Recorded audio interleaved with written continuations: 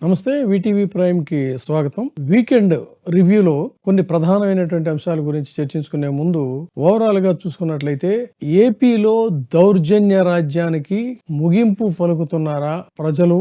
అట్లాగే అటు న్యాయస్థానాలు కూడా కన్నెర్ర చేస్తూ ఉన్నటువంటి సందర్భం అనేది ఇక్కడ మనం ప్రధానంగా చూడాలి. ముఖ్యంగా విశేషమైనటువంటి ఒక మెజారిటీ ప్రజలు ఇచ్చినప్పటికీ కూడా హాయిగా చక్కగా సజావుగా పరిపాలన సాగించకుండా మరింత పేటరేగిపోయి అత్యాసనే అనాలేమో ఒకవేళ, లేదంటే తమను తాము మరింత ఎక్కువగా ఊహించుకున్నారో తెలియదు కానీ ఇక ప్రతిపక్షం అనేటువంటిది లేవకుండా వైసీపీని పూర్తిగా అంతం చేయాలి అనేది ఎంత సుదీర్ఘమైన అనుభవం ఉందని చెప్పేటువంటి చంద్రబాబు నాయుడు గారు ఒక రాజకీయ పార్టీని భూస్థాపితం చేయాలని చెప్పని సంకల్పించడం, దానికి పోనీ అనుభవం లేనటువంటి వాళ్ళు ఏదైనా ఆవేశపడినా తనకున్నటువంటి అనుభవంతో అది సాధ్యం కాదని చెప్పాల్సింది పోయి ఆయన మిన్నకున్నారో లేదా ఆయన కూడా ఒక చెయ్యి వేశారో తెలియదు కానీ చెలరేగిపోయి మనం పదే పదే చెప్తూనే ఉన్నాం, జరుగుతూనే ఉన్నాయి.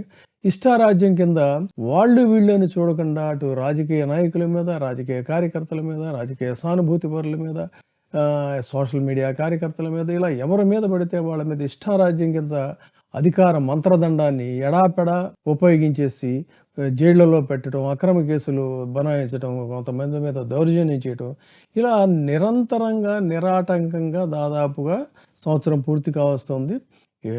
అసలు ఆంధ్రప్రదేశ్‌లో ఏమిటి అరాచకం అని చెప్పని యావత్ భారతదేశమే ఆశ్చర్యపోతున్నటువంటిది. మరి వాళ్ళ దృష్టికి వచ్చిందో లేదో తెలీదు. అంతేకాదు ఎంత దారుణమైనటువంటి పరిస్థితి అంటే 40 సంవత్సరాల అనుభవం ఉందని చెప్పేటువంటి చంద్రబాబు నాయుడు గారికి ఆయన ఒకసారి ఆత్మపరిశీలన చేసుకోవాలి. తన గురించి జాతీయ స్థాయిలో పార్లమెంటులో ఆంధ్రప్రదేశ్ ప్రభుత్వంలో జరుగుతున్న అరాచకాల గురించి సాక్షాత్తు హోంమంత్రి అమిత్ షా సాక్షిగా మాట్లాడుతూ ఉంటే సభ్యులందరూ కూడా విస్తుపోయారు. ఒకవైపు మీడియాలో వాళ్ళు తెలుసుకుంటూనే ఉన్నారు.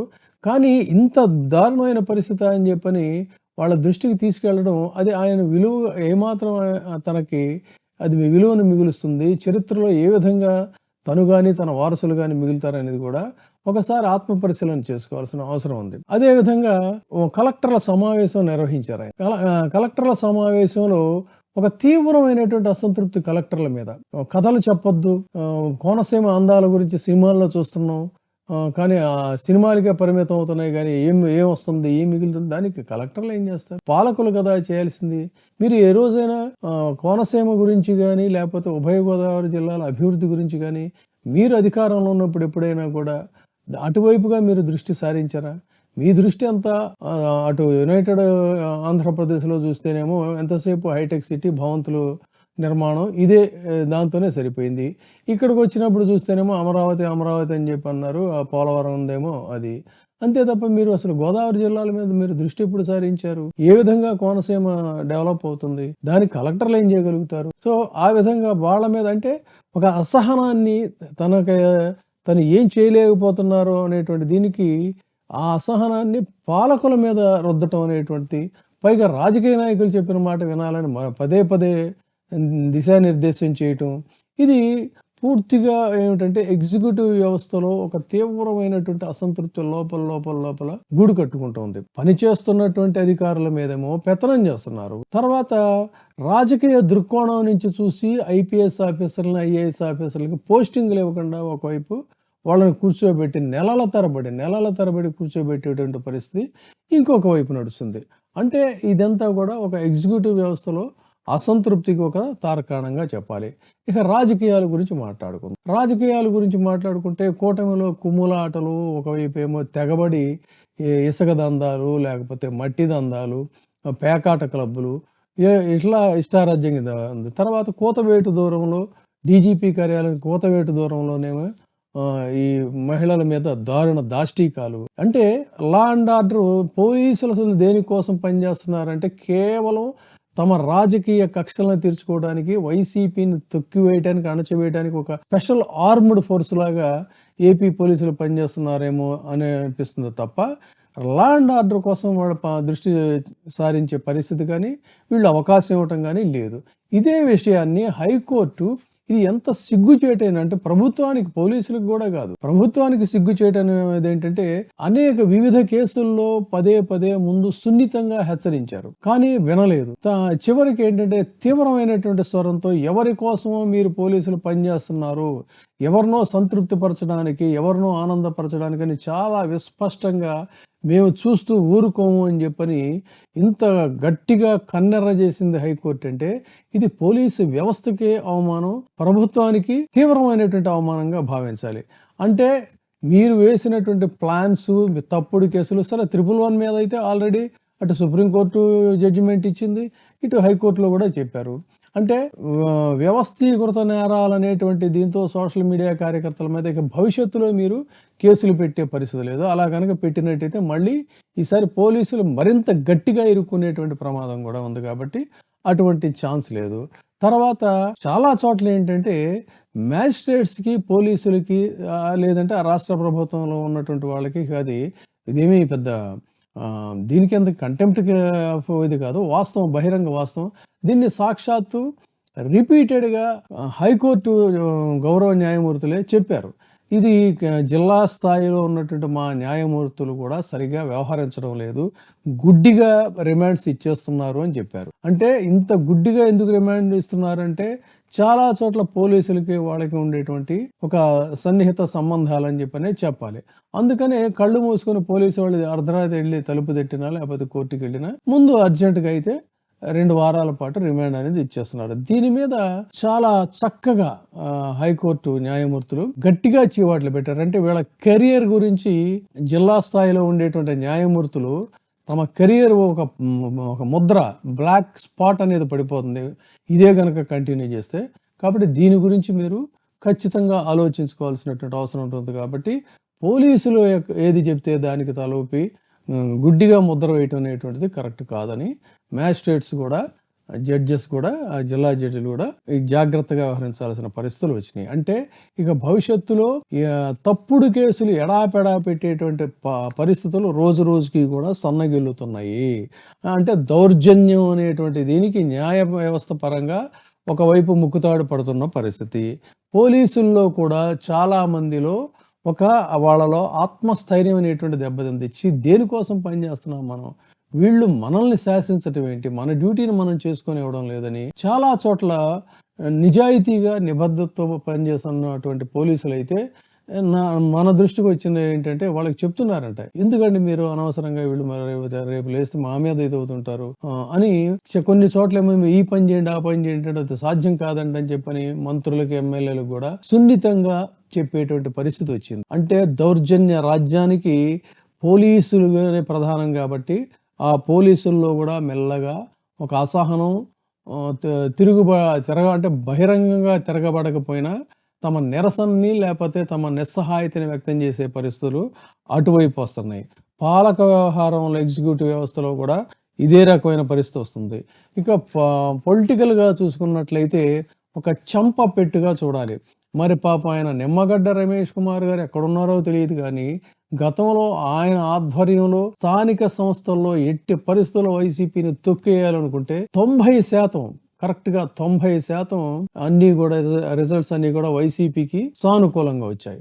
ఇప్పుడు మళ్ళీ నిస్సిగ్గుగా తెగబడి వాటన్నిటినీ ఏదేమైనా సరే పోలీసులను అండగా పెట్టుకుని రాజకీయ దౌర్జన్యంతో లాగేసుకోవాలనుకున్నారు. సరే, డిప్యూటీ మేయర్ల వ్యవహారంలో కొంతవరకు వాళ్ళు ఆ అరాచకంలో సక్సీడ్ అయ్యారు.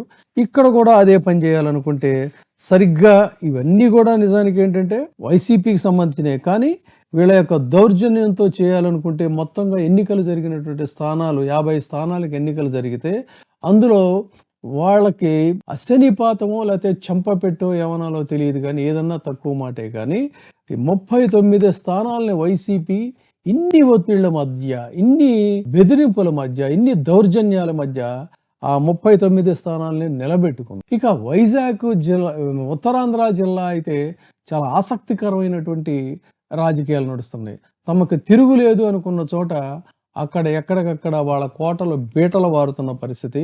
అక్కడ ఏం చేశారు, మేయర్ మీద అవిశ్వాస తీర్మానం పెట్టి మేయర్ సీటును కూడా దక్కించుకోవాలని చెప్పని ఒక కుటిల యత్నం చేస్తే అక్కడ బొత్స సత్యనారాయణ ఆధ్వర్యంలో వాళ్ళందరినీ కూడా వైసీపీ కార్పొరేటర్లందరినీ కూడా సమావేశపరిచి వాళ్ళని జాగ్రత్తగా ట్యాకిల్ చేయడంతో ఇప్పుడు అక్కడ పప్పులు ఉడికేటువంటి పరిస్థితి లేదు. అంటే ఇది కూడా ఒక ముఖం మీద పిడిగుద్దులు గుద్దినటువంటి పరిస్థితిగా దీన్ని అభివర్ణించాలి. సో అక్కడ రాజకీయం అనేటువంటిది ఎదురు తిరుగుతున్నటువంటి పరిస్థితి. ఇలా చూసుకుంటే అటు పొలిటికల్గా వాళ్ళకు వర్కౌట్ కావడం లేదు, ఎగ్జిక్యూటివ్స్లో అసంతృప్తి, అటు హైకోర్టు జరుగుతున్నటువంటి వాస్తవాల మీద చాలా గట్టిగా కామెంట్స్ చేసినటువంటి పరిస్థితి. ఇవన్నీ ఇలా ఉంచినట్లయితే పార్లమెంటులో చాలా కన్స్ట్రక్టివ్ గా తమ యొక్క గళాలు ఒక్కొక్కళ్ళు ఒక్కొక్క సబ్జెక్ట్ తీసుకుని ఈ దౌర్జన్య కూటమి ఏదైతే ఆంధ్రప్రదేశ్ లో వ్యవహారం చేస్తుందో వాటన్నిటినీ కూడా అక్కడ పార్లమెంటులో వినిపించడంలో నిజంగా చెప్పాలంటే వైసీపీ పార్లమెంటు సభ్యులు కృతకృత్యులయ్యారని చెప్పాలి. ఎందుకంటే మిథున్ రెడ్డి తను కొన్ని ఇష్యూస్ ని టేకప్ చేసి చాలా గట్టిగా అమిత్ షా గారి సమక్షంలోనే ఆంధ్రప్రదేశ్లో జరుగుతున్నటువంటి అరాచకాల గురించి ఆయన ఉతికి ఆరేసినటువంటి పరిస్థితి.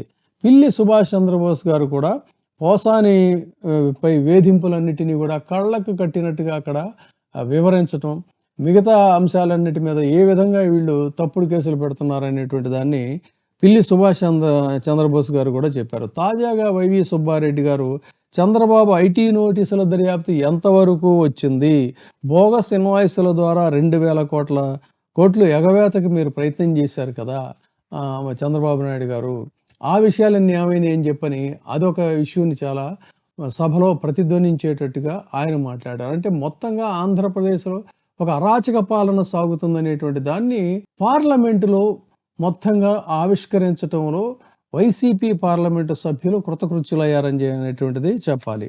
ఇవన్నీ ఇలా ఉంచినట్టయితే ఓవరాల్గా గ్రామ స్థాయిలో ప్రజలందరూ కూడా మెల్లగా నిరసన గళాలు వ్యక్తం చేస్తున్నటువంటి పరిస్థితి. అనేక చోట్ల చాలామంది గ్రామస్తులు స్థానిక టీడీపీ కూటమి నాయకుల మీద తిరుగుబాటు బావుట ఎగరేస్తున్నారని చెప్పచ్చు.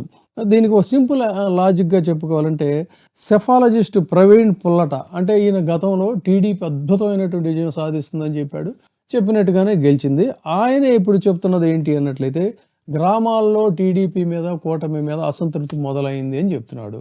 ఒక్క గ్రామాల్లోనే కాదు, ఓవరాల్గా కూడా అనేక రాష్ట్రాల్లో అర్బన్ ఏరియాస్లో సబర్బన్ ఏరియాస్లో కూడా ఈ అసహనం అనేటువంటిది మొదలైంది. ఇక వైసీపీ కార్యకర్తల్లోనూ వాళ్ళ యొక్క ద్వితీయ శ్రేణి నాయకుల్లో గతంలో ఉన్నటువంటి నైరాశ్య స్థానంలోనే ఇప్పుడు ఒక ఉత్సాహం అనేటువంటిది, ఆత్మస్థైర్యం అనేటువంటిది, పట్టుదల అనేటువంటిది పెరిగిందని చెప్పడానికి ప్రకాశం జిల్లా త్రిపురాంతకంలో ఎంపీపీ ఎన్నికల్లో ఒక మహిళ దుశ్శాసన పర్వం లాగా ఆమె కొంగు పట్టుకుని లాగినా కూడా చాలా ధైర్యంగా ముందుకెళ్ళి ఓటేసినటువంటి స్థితి చూస్తే ఖచ్చితంగా అక్కడ ఒక తిరుగుబాటు అనేటువంటిది మొదలవుతుంది. వాళ్ళలో మొత్తం వైసీపీ శ్రేణులందరూ కూడా సమాయత్తం అయ్యి తిరుగుబాటుకి సిద్ధమవుతున్నారని చెప్పచ్చు. ఈ ఓవరాల్గా ఇన్ని ఇష్యూస్ అన్నిటినీ కూడా చూసుకున్నట్లయితే ఈ దౌర్జన్య రాజ్యం ఆట కట్టడానికి ఇంకా ఎంతో ఎక్కువ కాలం లేదు. కాబట్టి మీరు ఇక భవిష్యత్తులో ఈ కూటమి పాలన ఎలా సాగుతుందనే చూడాలి.